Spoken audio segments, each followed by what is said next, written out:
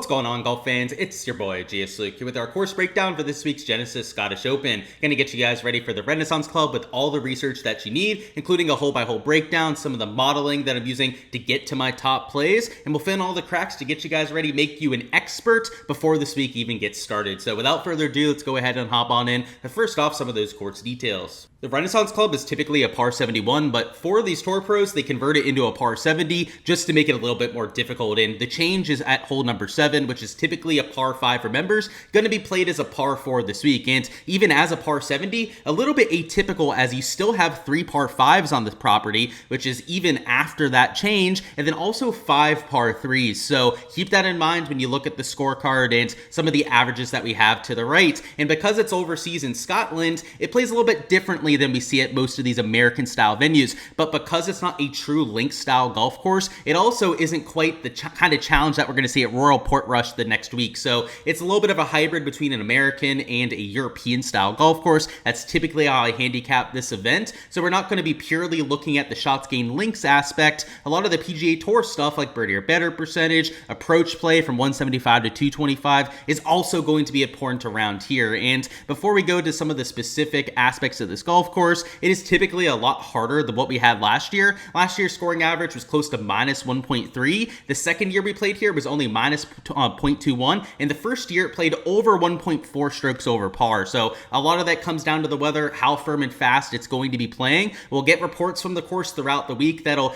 give us an idea whether it's going to be closer to last year, which played well under par, or potentially close to the first year, which was well over par. But this is the last 3 years that we have loaded in right here. Fairway average about 7% lower than average, so that is the most impacted category at this course. Green average, even including some of the harder years, is about your PGA Tour average, so even when it plays easier at a link style golf course, it's a little bit harder to hit those greens regulation. Scrambling rate, though, isn't that terrible. That's why I wouldn't say it's like a true link style setup like we're going to get for the Open Championship, but your birdies per round a little bit lower than what we're used to seeing, and your bogey or worse average is also a little bit worse than what we're used to seeing. So a pretty difficult course in a vacuum, but we'll see what the weather gives us this year. The main thing I want to look at from the bottom end of this sheet is we don't have any driving insights, unfortunately, because this is a brand new golf course, one that we see on the DP World Tour, so not all the same kind of data, but the approach distribution is completely loaded in, and there is a ton of shots from 125 to 225. So this 100-yard bucket, especially 175 to 225, I would say that's the range that's utilized even more than what we're used to seeing. A lot of your shots, in fact, over half of them coming in these two buckets. So if you're going to emphasize anything a little bit more than usual, it would be those two. Around the green, a good mix of shots, except there's no fringe at the Renaissance Club. Just there is an intermediate cut, but they don't have it marked as a fringe. And then putts are hard to come by. These greens are hard to putt, especially that fescue, which is the type of agronomy we have from tip to toe. So maybe not the full GCSA sheet that we get in America. We don't have that available for the DP World Tour courses, but it is fescue from the agronomy perspective. So next thing we'll look through would be the hole-by-hole breakdown, give you guys an idea of the shots required around here, and it looks a lot tighter than it is. And if you take a look at some of the stat correlations at this event over the last few years, driving distance has been the #1 correlator to success. And whether it's a Rory that won, a McIntyre who finished in second, and of course won last year, a lot of those players are the longer players in the field. But even though it looks really tight in this driver range here, you're going to see a lot of people taking the big stick. And unless you're getting into some of the fescue grass, which grows in between the holes, this rough is closer to 2.5, 3 inches long. So it's not that penal. You see a lot of players hitting into it. One's a mid-length par 4, hole 2 a little bit longer at 485. So this is a sneaky long course. It is only about 7,300 yards, but in my opinion, it plays a lot longer than that because the par 3s, some of the shorter par 4s, kind of give you a false sense of security. Hole 3 would be a longer par 5. This is one where the longer hitters can cut it off in 2, though, because if you take a more aggressive angle off the tee, it's only going to leave you about 200 yards in. So your Rorys and whatnot will be aiming much closer towards these shadows than the candy cane much further back. Next up, we have 4, which is a shorter par 4. This is one of the holes where, it kind of takes away from that distance, but it's still not super easy because of the complexity of the greens here. Hole 5 5 is 337, so this is a potentially drivable par 4. It completely depends on wind direction, though, because of into the wind, because of this little bit of a wall you have throughout the fairway, and not a lot of players will go for it.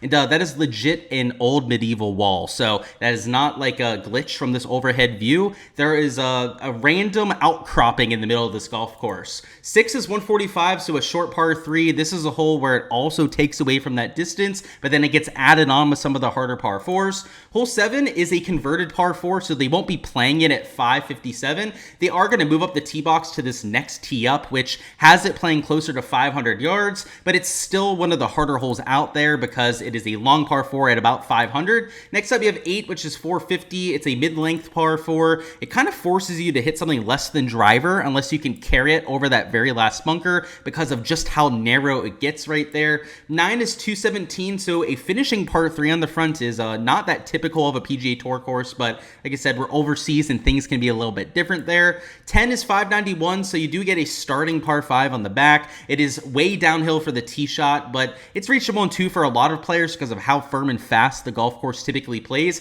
Even if you can only hit it like 260 with your 3-wood, you're going to get 20-30 yards of rollout in most cases. 11 is 507, so another long par 4, and you can see why I say this is a sneaky long golf course, because on these holes, hitting the ball a long way is going to be extremely useful. And let's go back to the fairway actually and show you just how wide it is. This is also why I think the driving distance guys are really good around here, is because on the longer holes you get a much wider fairway than some of the shorter ones. 12 is 202 yards, so this is a longer par 3. There's not a whole bunch of them around here. The last par 3 is also, our last 2 par 3s are also pretty lengthy.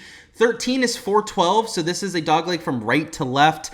This one is potentially drivable when downwind, which doesn't really seem possible, but it is. It's much more of a dogleg than it looks like on paper there. 14 is 161, so this is the last par 3 that's a little bit shorter. The last one is about 200 yards, and you do have that wall down the right side there, so just like the other par 3, which is on the other side of this, another, I think that one was like 200 yards. That wall is legit a part of the golf course, so you don't get relief from it or anything if the ball ends up next to it. You'll see players, and we've seen people hit it onto the wrong green and have to chip over that wall, right? No relief in that kind of scenario, or even have to play bank shots off of it. So just, it's not going to come and play very often, but when it does, it's quite comical. 15 is 484, so a long par 4. This is one of the longest and hardest holes on the golf course. 16 is the last par 5 that you get. It is 572, so it is technically reachable in 2, but because it typically plays into the wind, it's a lot harder to reach into than the other 2, which play in the exact opposite direction. 17 is 202 yards, so this is that long par 3 I was talking about. It's the American style green, I would say, because it's much more traditionally shaped compared to most PGA Tour courses. It's also the most inland hole that we have on this entire golf course, and it's the most routinely shaped one too. So yeah, the American players will feel at home on that one. And then finally, 18 is 484, so this is a long finishing par 4. You do have the medieval wall that comes into play, but it's in between the approach shot, so unless you're laying up, it's not really a factor. And this also plays directly into the wind a lot. So you saw it with Robert McIntyre and Rory doling it out a few years ago. Playing into like a 40-mile-an-hour wind made this whole play almost like 560, maybe even closer to 600 yards if you're a higher ball hitter. An extremely difficult hole in those windy conditions. If it's not windy, it's still, a good finishing test there, but not nearly as difficult as what it could be. So now that we have an idea of exactly how the golf course plays, let's go through some of our modeling for this week. And I've got the 4 core shots gain metrics in there. So that's off the tee approach, around the green, in the putting. So no real surprise there. It is worth noting though that the ball striking is a lot more important this week, as it typically is at a lot of these tour events. So the off the tee and approach play is weighed a little bit more than the around the green and the putting. And because a lot of our top 5, top 10 finishers haven't been gaining a crap ton of strokes on the greens, that's also why I'm looking a little bit more at the off the tee and approach stuff. So, if you look at your off the tee form, that is always going to be useful. Keep in mind that this is a mixed field, so we're going to get some DP World Tour guys that are popping on small sample sizes. Approach stats too, you want to incorporate those into your analysis, but really where I want to start going through, this specific golf course would be with the driving distance here. And I already mentioned a few times where that could come in handy. You've seen that as the most correlated stat to success at this golf course over the last few years. So driving distance, something that you can throw into your model for a little bit of extra weighing. Approach play, 175 to 225. That's where you're going to get a lot of extra shots compared to your PGA Tour average. In fact, to about 1.5 to 2 strokes extra per round in that proximity bucket. The greens are fescue, so if you want to look at some form, I'm okay with looking at that. And then for our comp courses, we don't actually have like 3 specific comps because this golf course is so much different. I want to look at link style setups though, and you know, a lot of this form, because we're mostly looking at the PGA Tour players for the top end of our modeling, you know, we're going to get the American style with looking at those recent form metrics. The link style though is going to give us the other half of the golf course, the rolling nature of it, the fact that the greens, especially in like the middle half of the course, have a bunch of undulation and movement to them. I want to look at guys that have played well at either this course or at Open Championships. So that's what the shots gained link stands for. And Robert McIntyre, who has an elite tier course history around here the last 2 years, a runner-up and a win, is one of the best link style players that we've had. And it's not just because of this, but also because of how he's played at Open Championships. And Rory McIlroy can say the same thing as Scotty Scheffler. You'd always expect him to be towards the top end of the form. But Colin Morikawa, right? Don't sleep on him. And Adam Scott, don't sleep on how he's played at link style setups. You add it all together and you get the model for this week. And this is just my first run on Bet the Number.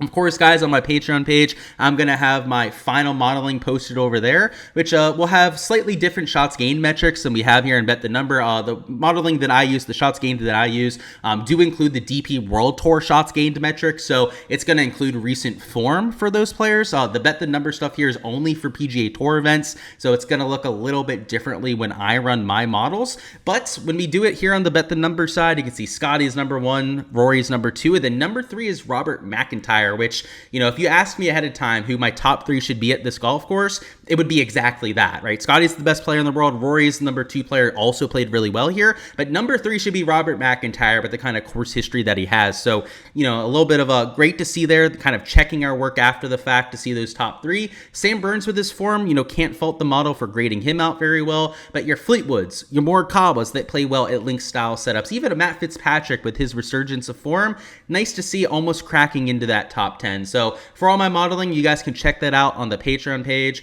But that's what we've got for the first run of this week. Alrighty, guys, that's all I've got for this week's course breakdown. Go ahead, smash that like button if you guys haven't already, and also subscribe to the channel so you guys don't miss any of the content to come. That'll include our betting and DFS preview, dropping on a little bit later on this evening, as well as all the content throughout the event. That includes showdown for rounds 2 through 4, also props and betting for rounds 1 through 4. We have live streams here on my channel for props after every single round, also before round number 1 at 8 p.m. Eastern time. We'll be doing that on Wednesday, so make sure to stop on by for that. And make sure to check out the Ship It Nation YouTube channel as well. I'll be live there for rounds 2 through 4 showdown, going through all the information that you need for the single game slates. And also on Wednesday before lock, that'll be at 7 p.m. Eastern time. We'll be live over there getting you ready for all the main slate action this week. And keep in mind, it's overseas. We have an earlier lock as a result. Make sure to get in your lineups before that ends up happening. But that's all I've got. Best of luck, guys, with everything that you guys are going with. I'll see you guys throughout the rest of the week with that content.